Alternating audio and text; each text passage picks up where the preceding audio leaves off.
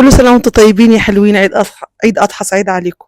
تعالوا بقى هنعمل شوية بعد ما سمعنا الصوت ده. شايفين السندوتشات شغل مصمت عالي. أنا عايزة أقول لكم الريحة كانت واصلة لآخر البيت. وكل يحط لايك.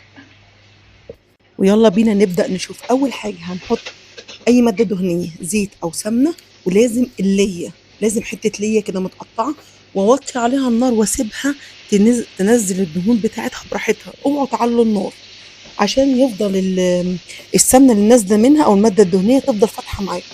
انزل بعد كده بالسجق او اديله تشويحه لغايه ما ياخد لون ويدخل على سوا. وبعد كده انزل بالكفته زي ما انتم شايفين. البهارات عباره عن فلفل اسمر وبابريكا، وبلاش ملح لان الاكل ده كله فيه ملح، فانا مش هحط ملح غير لما ادوق في الاخر. تمام. ورشه جوز الطيب كبيره او رشه 7 بهارات. بصوا الكفته بقى بتاعتي، بصوا الكفته وقمرتها.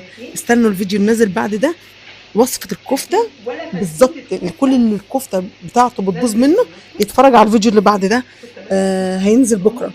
بصوا بقى، بصوا عماله اقلب فيها شمال ويمين ما بتنزلش، ما فيش قطعه قد كده نزل، متماسكه وعامله زي الاسفنج. تحفه تحفه تحفه. خلصنا الكفته نوسع كده لنفسينا وننزل في النص باخر مكون معانا وهي الكبده.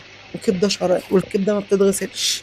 اللي عايز يغسلها هيغسلها بليمونه ينزل الدم اللي فيها، غير كده ما بتتغسلش. ما تجيبيش عليها نقطه ميه واسيبها الاول تاخد لون مع نفسها، ما اقلبهاش عشان تحبس كل الفوائد.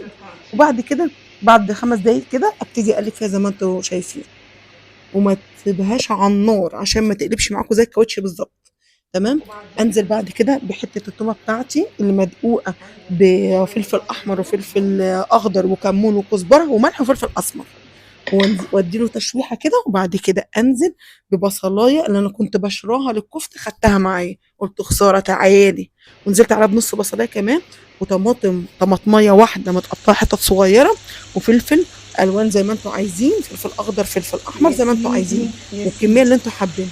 وانزل ورش رشه البقدونس الاخيره، واتفرجوا على الجمال والريحه اللي هتوصل معاكم لاخر الشارع. ولو وصلت لحد كده اوعي تنسيني في لايك وكومنت ومتابعه، وقولي الله ينور عليك يا هنا في الكومنتات. وانا بقول لكم بالهنا والشفا جربوا الطريقه ازاي تحفه ولا كأنه. تحفه. بصوا هنا بوريكم الكفته عامله ازاي، تحفه. بالهنا والشفا.